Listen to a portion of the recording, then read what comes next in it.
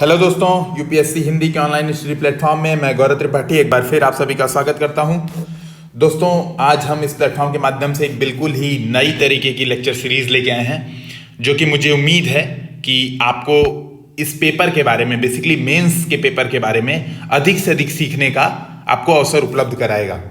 तो इस lecture series का नाम है UPSC UPPCS mains special series. आज लेक्चर 1 होगा, जिसमें मैं बेसिकली ये बताने वाला हूं कि how I attempt the papers in test series my copy @Drishti IAS। तो मैं अपनी दृष्टि की, विजन की और जितनी भी मैंने टेस्ट सीरीज सॉल्व की थी पिछले साल, जो कि मैं आपको अगर बता दूं कि 2019 में मैंने जब मेंस लिखा था और जिसमें मैं इंटरव्यू के लिए क्वालिफाइड हुआ हूं, मैंने एटलीस्ट 30 कॉपियां अपनी चेक कराई हैं और 30 कॉपियां बिना चेक्ड, जो कि चेक नहीं हो पाई, जो कि मैंने सिर्फ अपने पास लिखी और अपने पास रखी। इतनी यानी कुल मिला के मैंने 60 टेस्ट पिछले बार लिखे थे 3 महीने के अंतराल पे, जो 3 महीने प्री और मेंस के बीच का गैप मिलता है। इसमें मैंने टोटल 60 GS के टेस्ट दिए थे।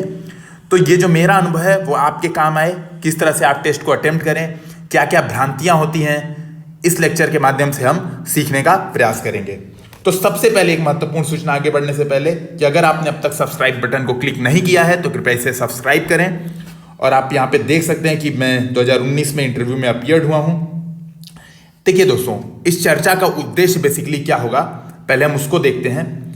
बेसिकली हमारा ये रहेगा कि वास्तविक परीक्षा जब होती है, जैसे आप मान लीजिए आप मेंस लिखने जाते हैं या फिर आप कोई टेस्ट सीरीज ही दे रहे हैं मेंस की, इस समय हमारे पास कई भ्रांतियां दिमाग में चलती हैं, कई सारे डाउट्स होते हैं, कई सारी प्रॉब्लम्स होती हैं, कई प्रश्न उठते हैं दिमाग में कि कैसा उसका सॉल्यूशन हो। फॉर एग्जांपल, पहला प्रश्न ये उठता है कि क्या सभी उत्तर आने चाहिए, या एग्जाम में क्या हमको सारे प्रश्न आते हैं। जैसे कई लोग मुझसे फ़ोन करते हैं, डाउट्स पूछते हैं, मैसेज करते हैं, कई बार फेसबुक पे, अलग अलग जगह कमेंट सेक्शन में भी मुझसे ये पूछा गया कि सर 12 ही क्वेश्चन आ रहे हैं, 13 ही क्वेश्चन आ रहे हैं, अब क्या करें, मेंस का 20 क्वेश्चन मैं उठाता हूँ तो केवल 12 क्वेश्चन आते हैं। तो पहला तो इसका आंसर हम देंगे, अभी आप देखेंगे इस वीडियो के माध्यम से। दूसरा, क्या प्रीलिम्स एग्जामिनेशन के दौरान उत्तर लेखन करना चाहिए। कई लोग कहते हैं सर 2 महीने बाद तो प्रीलिम्स हो जाएगा, मान लीजिए टला भी है तो 2 महीने में हो जाएगा, और यूपीपीसीएस भी अब आने वाला है prelims exam. Mains answer writing करें कि नहीं करें, पीसीएस की तैयारी करें, क्या करें, अप्रोच क्या रखें, तो इसके माध्यम से हम वो भी देखेंगे। दूसरी बात, एग्जामिनेशन में अप्रोच क्या रखनी है। जब आप 3 घंटे में बैठते हैं तो किस तरह से सॉल्व करना है, क्या पहले 10 नंबर वाले क्वेश्चंस को सॉल्व करना है या पहले 15 वाले क्वेश्चंस को सॉल्व करना है, पहले एक बार पूरी रीडिंग मारनी चाहिए बुकलेट की, क्या करना चाहिए, सारे प्रश्नों को एक बार एक नज़र में देखना चाहिए, क्या करना चाहिए, इन सारी चीज़ों के जो आंसर हैं वो हम देखेंगे।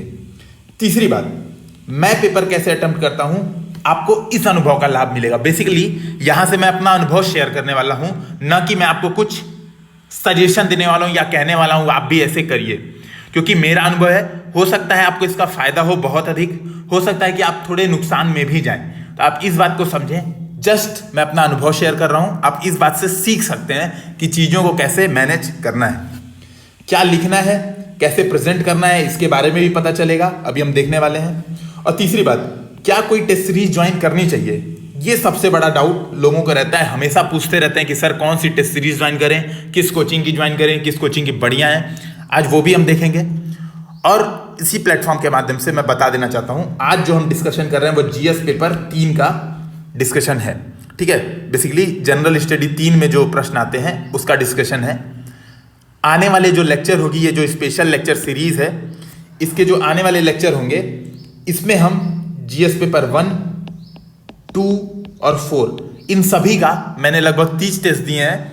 मैं आपको ये भी बताऊंगा कि देखिए, जब मैं शुरू में टेस्ट दे रहा था, मैं बेसिकली हर चीज़ की एनालिसिस करूंगा कि जब मैं जून जुलाई में टेस्ट दे रहा था तो मेरी क्या हालत थी, जब एग्जाम के नज़दीक आने पे मैं टेस्ट दे रहा था तो मेरी हालत में किस तरह से सुधार हुआ। तो बेसिकली हम हर चीज़ों का डिस्कशन करेंगे। आज हम कुछ ही बिंदुओं को उठाते हैं, उन पर देखते हैं, क्योंकि सबसे बड़ी प्रॉब्लम है, कई बार लोग पूछते हैं कि सर पेपर देखते हैं हाथ रुकावट हो रही है, मतलब आगे उत्तर लिखा नहीं जा रहा है, शुरुआत नहीं हो पा रही है। ऐसे प्रश्न कई बार सामने आते हैं कि उत्तर लिखा नहीं जा रहा है, अब क्या करें। तो इन प्रश्नों का सॉल्यूशन हो सकता है कि आज आपको यहाँ पर मिल जाए। तो आप देख सकते हैं ये GS 19 लिखा हुआ है यहाँ पर, ठीक है। मैं इसको थोड़ा जूम कर दूंगा और यहाँ पे आपको कई चीज़ें भी पता चलेंगी कि वास्तविक में मेरी राइटिंग कैसी है और मैं क्या करता हूँ एग्जाम में। तो आप यहाँ पे देखेंगे मैंने ये 7 सितंबर को ये एग्जामिनेशन दिया था, ठीक है, और इस साल का यूपीएससी का मेरा रोल नंबर भी लिखा हुआ है, जिसको मैं यहाँ पे मिटा देता हूँ। अब देखिए यहाँ पे आप कॉपी को देखें, अगर ये जो मार्क्स यहाँ पे मिले हैं, मैंने 20 के 20 प्रश्न अटेम्प्ट किए हैं पूरे, यहाँ पे आप देखिए। उसके बाद मुझे मिले हैं 116.5 मार्क्स, यानी 117 मार्क्स मैं कह दे रहा हूँ मुझे मिले हैं। इस बात को समझिए, अगर इस वर्ष यूपीएससी में भी मुझे 117 मार्क्स मिले होंगे, 117 छोड़िए, अगर मुझे 110 मार्क्स ही मिले होंगे पेपर 3 में, तो भी मैं आराम से मेरिट लिस्ट में फाइनल आ जाऊंगा। ये क्लियर बात आपको समझ जानी चाहिए कि 117.5 marks is a really good marks, ठीक है। अगर आप पर क्वेश्चन मार्किंग में देखेंगे तो मैं सीधे शॉर्ट में दिखा दूं, लगभग सब में मुझे 50% मार्क्स मिले। आप यहाँ पे देख सकते हैं सब में 50% मार्क्स लगभग मिले हैं। प्रॉब्लम कहाँ आई? क्वेश्चन नंबर 5 में, जिसमें मुझे बिल्कुल नहीं आता था और केवल 1 नंबर यहाँ पर मुझे मिला है, ठीक है। तो आप इस बात से ये चीज समझ लीजिए कि यहाँ पर ऐसा होता है कि एक आध प्रश्न तो बिल्कुल होता है कि बिल्कुल आपको नहीं आएगा, आपको समझ में नहीं आएगा कि उसका करना क्या है, क्या इलाज करें। तो देखिए, पहले हम बात यही कर लेते हैं कि जो हमारा पहला क्वेश्चन रहेगा वो यही रहेगा कि क्या सभी उत्तर आने चाहिए। सबसे पहले हम इसी का आंसर कर लेते हैं कि क्या आपको एग्जामिनेशन में सभी उत्तर आने चाहिए। तो देखिए, इसकी बात है बिल्कुल नहीं, ऐसा नहीं होता है। आप यूपीएससी का पेपर उठा के देख लें, जैसे यूपीएससी की मैं बात करूं तो 17 से 18 क्वेश्चन जनरली आपको अच्छे तरीके से आ सकते हैं अगर आपने मेहनत की है तो। 2 से 3 क्वेश्चन वहां पे अवश्य ऐसे मिलेंगे जिसके बारे में आपने सुना नहीं होगा, या बहुत कम 1-2 पॉइंट ही आपने जस्ट सुना होगा। तो पहली बात तो ये। अब प्रॉब्लम आती है कि ये जो 1-2 प्रश्न है, अगर मैं यहां की बात करूं अपने टेस्ट सीरीज की, तो यहां पर एक प्रश्न ऐसा है जो मुझे बिल्कुल नहीं आता था, ठीक है। इसके बारे में मैं क्या करूं? तो मेरे पास 2 ऑप्शन है, कुछ लिख दूं 1-2 लाइन, ठीक है। दूसरा, 7 मिनट जो मैंने अलॉट किया है उसमें बैठ के सोचता रहूं, सोचूं कि कुछ ना कुछ लिखना ही है। जैसे 7 मिनट का चक्कर ये है कि मैं आपको बता दूं, 180 मिनट में आपको टोटल 20 प्रश्न सॉल्व करने हैं, 10-15 मार्क्स के, 10-10 मार्क्स के। तो जो 15 मार्क्स के हैं प्रश्न, उसमें बेसिकली आपको अगर आप देखें तो उसमें आपको मिलते हैं 11 मिनट, ठीक है। 11 मिनट आपको मिलते हैं 15 मार्क्स वाले में। जो 10 मार्क्स वाले हैं इसमें आपको मिलते हैं 7 मिनट, ठीक है। तो आपको बेसिकली ध्यान रखना है कि आपको इतने समय में ही प्रश्नों को सॉल्व करना है। तो अब मेरा आपसे ये प्रश्न है कि भाई मुझे एक प्रश्न नहीं आ रहा था, फॉर एग्जाम्पल 5वां प्रश्न मुझे नहीं आ रहा था, अब मैं क्या करूं? इसको पूरी तरह से छोड़ दूं या कुछ लिख दूं 1-आध मिनट में, ठीक है, जो 1 मिनट में मुझे चीजें दिख जाएं, या फिर बिल्कुल छोड़ के आगे बढ़ जाऊं। देखिए, 1 मिनट में कुछ लिखने का फायदा ये होता है कि आपको 1-2 नंबर पॉजिटिव मिल सकते हैं। और यूपीएससी की अगर आप सिलेक्शन मेरिट लिस्ट देखेंगे, यूपी पीसीएस में भी अब जो होने वाला है ऐसा, 1 नंबर बहुत मैटर करता है। मतलब 1 नंबर से आप, जैसे मेरा दोस्त है वो आईएएस से आईपीएस में चला गया, ऐसे समझ लीजिए, 1 नंबर से सिर्फ। तो ये बहुत मैटर करता है, ठीक है। तो 1 मिनट में लिख देना चाहिए, 7 मिनट कतई इस पर बर्बाद नहीं करना चाहिए। क्यों? क्योंकि ऐसे प्रश्नों पे अगर आप 7 मिनट पूरा टाइम लगा रहे हैं, कुछ सोचने की कोशिश कर रहे हैं कि यार याद आ जाए, तो ये आपके ओवरऑल परफॉर्मेंस पे, हर प्रश्नों पे बहुत निगेटिव इफेक्ट डालेगा। इस बात को भी समझिए। और तीसरी बात, बिल्कुल छोड़कर आगे बढ़ जाना, ये भी एक तरह का अच्छा इलाज है। अगर आपको बिल्कुल नहीं आ रहा है तो आप छोड़ के आगे बढ़ सकते हैं, बिल्कुल ये अच्छी चीज है। क्यों? क्योंकि वो जो 7 मिनट है, इसका आप क्या कर सकते हैं, हर प्रश्न में कंटेंट इनरिचमेंट कर सकते हैं। यानी हर प्रश्न को मैं कहूँ 8 मिनट दे सकते हैं, अगर आप ऐसे समझे तो। और 8 मिनट में आपका आंसर बहुत अच्छा हो सकता है, पूरे वर्ड लिमिट से आप कर सकते हैं। तो पहला आंसर हमारा समाप्त हुआ कि क्या सभी उत्तर आने चाहिए, तो इसका जवाब है बिल्कुल नहीं। दूसरा उत्तर देखते हैं, क्या प्री के दौरान उत्तर लेखन करें? तो अब हम एक बार मेंस के प्रश्नों को देखते हैं। देखिए, पहला प्रश्न, चक्रीय अर्थव्यवस्था क्या है? भारत में चक्रीय अर्थव्यवस्था की आवश्यकता का उल्लेख कीजिए। प्रीलिम्स में सीधे स्टेटमेंट देगा कि हाल में ही चर्चा में रहा पद चक्रीय अर्थव्यवस्था क्या है? निम्नलिखित कथनों में से सही उत्तर का चयन करें। ऑप्शन ए, यह रिसाइकिल वाली अर्थव्यवस्था है। ऑप्शन बी, यह अपशिष्टों को फेंक कर उपभोक्तावादी अर्थव्यवस्था है। इसी तरह से ऑप्शन वहां पे बना सकता है। तो बेसिकली ये जो कीवर्ड है, ये आपके प्रीलिम्स में पूछा जा सकता है। केवल यही प्रश्न नहीं, आप एक बार सेकंड प्रश्न भी अगर देखें, हाल में ही पारित उपभोक्ता संरक्षण विधेयक के प्रावधानों और महत्व का उल्लेखन कीजिए, ठीक है। यानी उपभोक्ता संरक्षण विधेयक आपने प्रीलिम्स के लिए अवश्य पढ़ा होगा, ठीक है। बल्कि आप, अगर मैं एक बात करूं, अगर आपको एक चीज से समझाऊं कि ये कहीं ना कहीं आपके प्रीलिम्स में और ज्यादा इफेक्ट डाल रहा है। क्यों? जब आप आंसर राइटिंग कर देते हैं तो चीजों को आपको गहनता से पता चल जाती है। फॉर एग्जाम्पल यहां पर देखिए मैंने क्या लिखा था, क्या बनाया गया है, केंद्रीय उपभोक्ता संरक्षण परिषद बनाया गया, मैंने ये लिखा। जो कॉपी चेकर है उसने यहां पे चेक करके लिखा भाई ये परिषद नहीं प्राधिकरण है। अब आप समझ रहे हैं, प्रीलिम्स में एक दो ऑप्शन इसी तरीके से दे सकते हैं जो आपको फंसा दें। वो चीजें आपकी यहां से, मतलब अगर मैं बात करूं आंसर राइटिंग से क्या हो रहा है, आपका कॉन्सेप्ट क्लियर हो जा रहा है। और जब कॉन्सेप्ट क्लियर हो जा रहा है तो आजकल का आप चाहे यूपी पीसीएस का भी अगर प्रीलिम्स देखेंगे तो आजकल कॉन्सेप्चुअल क्वेश्चन पूछे जाने लगे हैं। इसी प्रकार से अगर आप तीसरा प्रश्न देखें, यहां पे देखिए मैंने लाइन से, इसीलिए मैंने एक भी प्रश्न इसमें छुपाए नहीं आपसे, इसीलिए मैंने पूरा पेपर ही डिस्कशन करने की ठानी है। तीसरा प्रश्न पूछा है रेगुलेटरी सैंडबॉक्स। देखिए यहां पे क्या है, नियामक सैंडबॉक्स फर्मों को बिना किसी भय के संचालित होने में सहायता प्रदान करेगा, टिप्पणी कीजिए। सीधे सीधे प्रश्न आता है, हाल में ही चर्चा में रहा नियामक सैंडबॉक्स क्या है। और नियामक सैंडबॉक्स बेसिकली है क्या कि एक लिमिटेड वातावरण में एक छोटे से स्थान पर आप किसी फाइनेंशियल उत्पादों का परीक्षण करते हैं, तो वही है नियामक सैंडबॉक्स। देखिए मैंने यहाँ पे लिखा भी है, मुख्यतः उन उत्पादों को बाजार में उतरने हेतु सहायता प्रदान करता है जिसके संदर्भ में वर्तमान विनियमन स्पष्ट नहीं है, ठीक है। जैसे कई नई फिनटेक कंपनियां आती हैं, फिनटेक कंपनियां मान लीजिए कुछ नया इनोवेशन लेके आई, तो उन्हें इकट्ठे तो पूरे देश में अनुमति दी नहीं जाएगी कि आप पूरे देश में चलिए खोल लीजिए, और पता चला कुछ भ्रष्टाचार हो गया या फिर कुछ लीकेज हो गई, प्रॉब्लम हो गई, कुछ डाटा लीक हो गया। इस वजह से गवर्नमेंट क्या करती है, रेगुलेटरी सैंडबॉक्स यूज करती है कि एक बक्सा आप यूज करिए, बक्सा यानी एक छोटा क्षेत्र, यहां पे पहले इसका परीक्षण करिए उत्पाद का, और यहां पे अगर ये सक्सेसफुल हो गया तो आप पूरे देश में वृहद तरीके से लॉन्च करिए, ठीक है। आप चौथा प्रश्न देखेंगे तो एमएसएमई के बारे में पूछा गया है, ये थोड़ा सा क्लियर नहीं हो रहा है प्रश्न, ठीक है। बेसिकली ये भी मैं बात करूं, एमएसएमई का जो चौथा प्रश्न है ये भी आपका इकोनॉमिक सर्वे, ठीक है, इकोनॉमिक सर्वे के जो आंकड़े हैं उनसे रिलेटेड यह प्रश्न पूछा गया है। यानी आपका इकोनॉमिक सर्वे का जो प्रॉब्लम होता है, कई लोग पूछते हैं सर इकोनॉमिक सर्वे कैसे पढ़ना है, ये आने वाले लेक्चर्स में अगर आपको लगे कि आपको ये जानने की आवश्यकता है तो आप नीचे कमेंट सेक्शन में बताएं, तो ये भी हम डिस्कशन करेंगे, तो आप इस बात को भी समझिए। तो दूसरा डाउट भी हमारा क्लियर होता है कि भाई प्रीलिम्स के दौरान पढ़ लेना चाहिए, नुकसान नहीं है, प्रीलिम्स के दौरान उत्तर लेखन कर सकते हैं। अब बात आती है कि उत्तर लेखन कैसे करें, पूरे 3 उत्तर लेखन करते हैं प्रीलिम्स के दौरान, तो ये यहां पर मेरा सजेशन होगा कि पूरे दिन उत्तर लेखन आप मत करें। आपको बेसिकली करना क्या है, एक दिन में 3-4 प्रश्न उठाएं, 3-4 प्रश्नों के मॉडल बनाएं केवल। जैसे आपने देखा होगा जब मैं प्रश्न उत्तर डिस्कशन करता हूं, 21 दिन अब तक हम डिस्कशन कर चुके हैं, 21 लेक्चर हो चुका है हमारे, आपने देखा होगा मैं शुरू में दृष्टिकोण बताता हूं कि प्रश्न का ये दृष्टिकोण है। आपको बेसिकली केवल वही करना है और आगे बढ़ जाना है, इससे आपके जो कॉन्सेप्ट्स हैं वो क्लियर हो जाएंगे। तो हमारी ये बात हो गई, प्रीलिम्स के दौरान उत्तर लेखन करनी चाहिए। अब बातें हैं एग्जाम में क्या अप्रोच रखनी है और मैं पेपर कैसे अटेम्प्ट करता हूं, इस अनुभव को आप सीखिए। तो देखिए मैं क्या अटेम्प्ट करता हूं, सबसे पहले मैं क्या करता हूं, जो बड़े वाले प्रश्न है यानी 15 मार्क्स वाले, ठीक है, मैं सबसे पहले उसको अटेम्प्ट करता हूं। और एक जो बात होती है कि क्या पहले पूरा पेपर पढ़ें, पूरा पेपर पढ़ लें एक ही बार में, तो देखिए इसका आंसर है कि पूरा पेपर पढ़ने में अपना समय मत गंवाएं, क्योंकि अगर आपने पूरा पेपर पढ़ने में 5 मिनट गंवा दिए तो ये बहुत बड़ी प्रॉब्लम क्रिएट कर देती है।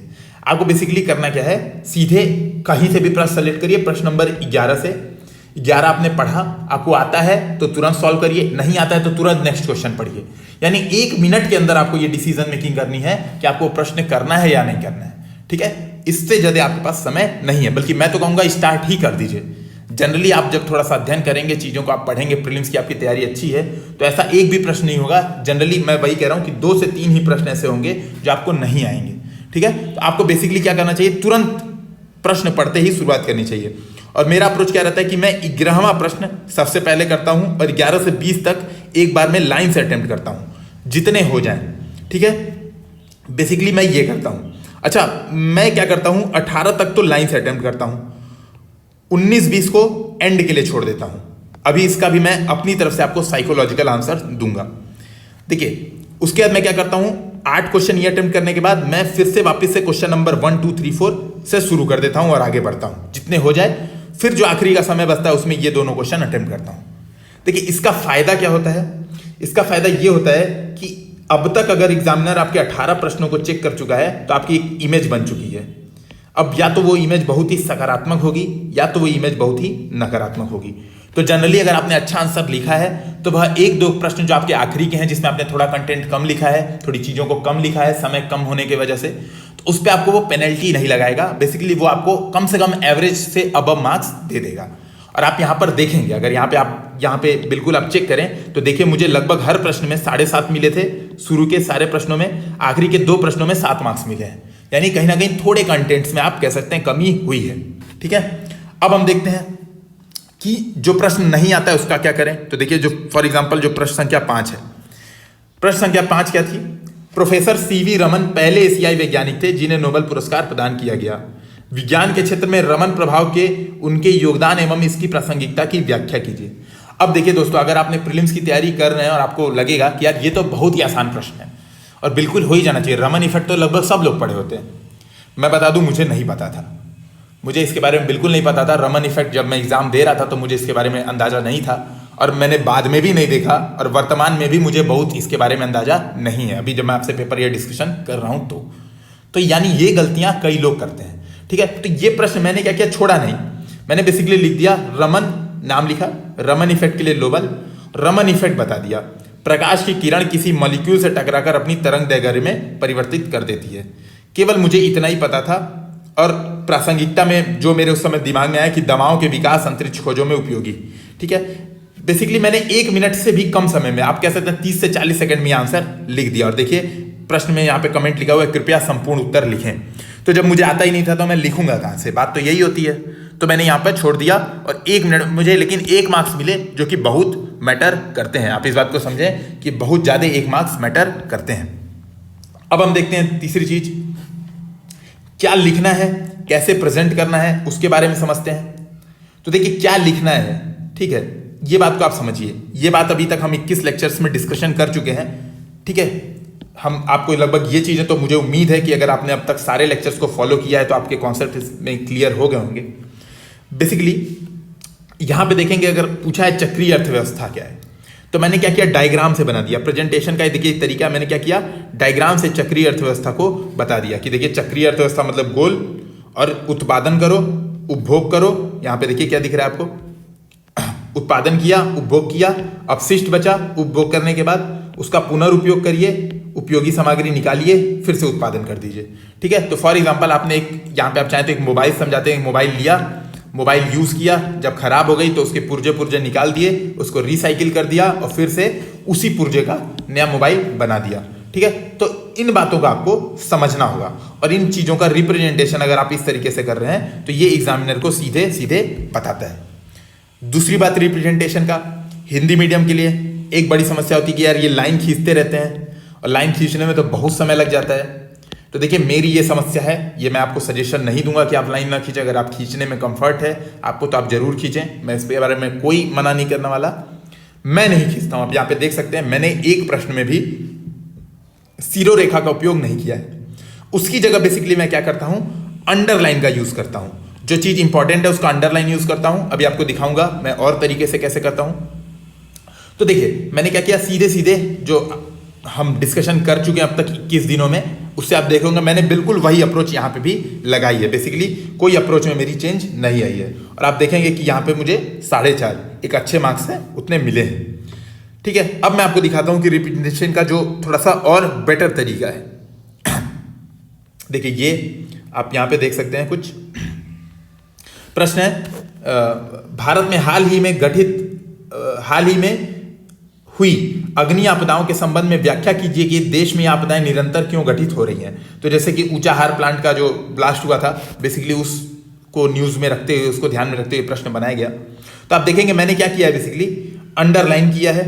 ठीक है, हेडिंग्स बनाए हैं, देखिए यहाँ पे हेडिंग्स बनाए हैं, अंडरलाइन किया है, आप यहाँ पे देख सकते हैं। ठीक है, तो ये चीज रिप्रेजेंटेशन में महत्वपूर्ण है। इसके अलावा आप देखेंगे अगर मैंने बक्से भी बनाए हैं, जब लगे कि आपको यहाँ पर ये बहुत अच्छा पॉइंट है तो उसको बड़े से बक्से में बना दें।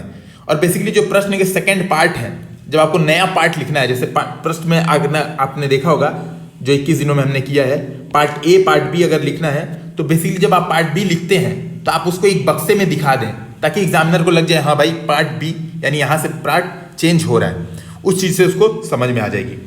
देखिए मैप का प्रयोग करिए अलग अलग जगह पे, और देखिए मैप का प्रयोग करने से क्या हुआ, यहाँ पे देखिए आपको 5.5 मार्क्स मिले, 10 में से 5.5 मार्क्स यानी 55%, और ये बहुत अच्छे हैं, लगभग एक्सेप्शनल है, इससे ज़्यादा मार्क्स यूपीएससी नहीं देता है, 60% मैक्सिमम मार्क्स देते हैं। ठीक है, तो ये बात को आप समझिए।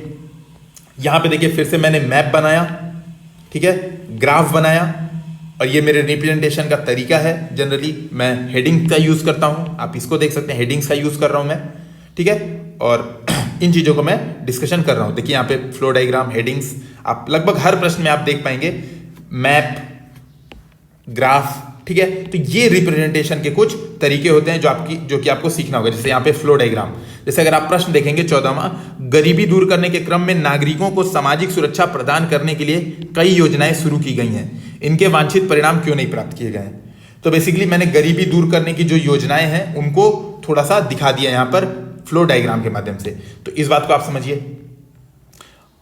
आप हर प्रश्न में देखेंगे। और ये जो प्रश्न है, ये देखिए यहाँ पे मैंने क्या किया, बेसिकली बक्सों का प्रयोग किया है, ताकि चीज़ों सीधे आप देख रहे होंगे यहाँ पे कैची हो रही हैं, चीज़ें एकदम कैची हो रही हैं और आपकी सीधे आंखों में ये चीज़ें जा रही हैं, तो आपको प्रॉब्लम नहीं होगी आंसर राइटिंग करने में। सीधे सीधे देखिए बिल्कुल कैची है। माइक्रोप्लास्टिक क्या है, यानी प्रश्न माइक्रोप्लास्टिक से संबंधित है, तो सीधे सीधे देखिए मैंने लिखा। देखिए प्रश्न का सेकंड पार्ट है, नया संकट बनकर उभरा है, मैंने सीधे बताया कि संकट क्यों, ठीक है। तो सीधे उसको जो एग्जामिनर है उसको सीधे सीधे चीजें दिख रही हैं। संकट के उपाय, संकट से निपटने के उपाय सीधे सीधे मैंने बता दिया, ये काम करिए, ठीक है। देखिए सीधे सीधे आप देखेंगे मैप बनाया है, लगभग हर प्रश्न में आप देखेंगे बक्से, मैप, डायग्राम, ठीक है। इन चीज़ों का आपको उपयोग करना ही पड़ेगा अगर आपको अच्छे मार्क्स ले आने हैं, और जो कि 116 मार्क्स अच्छे मार्क्स होते हैं। तो अगर आप बात करेंगे हमारी ये जो तीसरी पार्ट होती है कि कैसे लिखना है, तो इस बात को समझ लीजिए कि प्रेजेंट कैसे करना है, यानी मैप डायग्राम का खोजना है कि कहाँ बनेगा। और इसके लिए बेसिकली हम जो प्रैक्टिस कर रहे हैं डेली आंसर राइटिंग प्रोग्राम के माध्यम से, ठीक है, थोड़ा आप लोग उसमें और ज़्यादा रुचि दिखाएं तो हम उसकी और चीज़ों को आगे डिस्कशन करेंगे। जो 5वां प्रश्न है, क्या कोई टेस्ट सीरीज ज्वाइन करनी चाहिए, तो देखिए मेरा सजेशन ये रहेगा, हालांकि भले से मैंने ज्वाइन की थी, मेरा सजेशन ये रहेगा कि आप प्री से पहले कोई टेस्ट सीरीज ज्वाइन ना करें, ठीक है। टेस्ट सीरीज आपको ज्वाइन करनी भी है तो आप फुल टेस्ट, अगर आपको बहुत मन है तो आप फुल टेस्ट की टेस्ट सीरीज ज्वाइन करें, वो भी प्री के बाद। प्री के पहले बेसिकली आपको क्या करना चाहिए, आपको प्री के पहले जो टेलीग्राम ग्रुप पे, और जो हमारा टेलीग्राम ग्रुप है यूपीएससी हिंदी विद गौरव, उस पर भी आपको टेस्ट सीरीज फ्री में मिल जाएगी, साथ में उसके मॉडल आंसर मिल जाएंगे। तो आपको बेसिकली करना क्या है, अपना आंसर लिखना है और मॉडल आंसर से मैच करा देना है। बेसिकली आपको अभी यही प्रैक्टिस करना चाहिए, अभी आपको टेस्ट सीरीज ज्वाइन नहीं करना चाहिए। तो दोस्तों उम्मीद है कि इस अनुभव से आपको फायदा मिला होगा, और ये जो आज का लेक्चर हुआ है, जो पीडीएफ है, ये मैं अपने ग्रुप पे जो टेलीग्राम चैनल है उस पर शेयर कर दूंगा, आप उससे देखें, एक बार आंसर कम से कम जरूर पढ़ें, ताकि आपको पता चले कि रिप्रेजेंटेशन कैसे करते हैं, ठीक है। इन चीज़ों को आप अवश्य अपनी चीज़ों में इनकॉर्पोरेट करें, तो इतनी तो गारंटी हो जाएगी, क्योंकि मैं इंटरव्यू तक गया हूं, तो कम से कम अभी वर्तमान पे अगर बात करें, जब तक रिजल्ट नहीं आया है तब तक हम ये बात कर सकते हैं कि कम से कम आप भी उस लेवल पे अवश्य पहुंच जाएंगे, ठीक है। और सीधी बात है, यूपीएससी एक लेवल वाइज एग्जाम है, आप इकट्ठे कुछ दावा नहीं कर सकते कि आपका रिजल्ट आता है नहीं आता है, लेकिन आपका काम क्या है, लगातार मेहनत करते रहना और उसको करते रहिए। उम्मीद है आपको ये वीडियो पसंद आया होगा, कृपया इसे लाइक करें, शेयर करें, सब्सक्राइब करें, अन्य दोस्तों से भी शेयर करवाएं। धन्यवाद।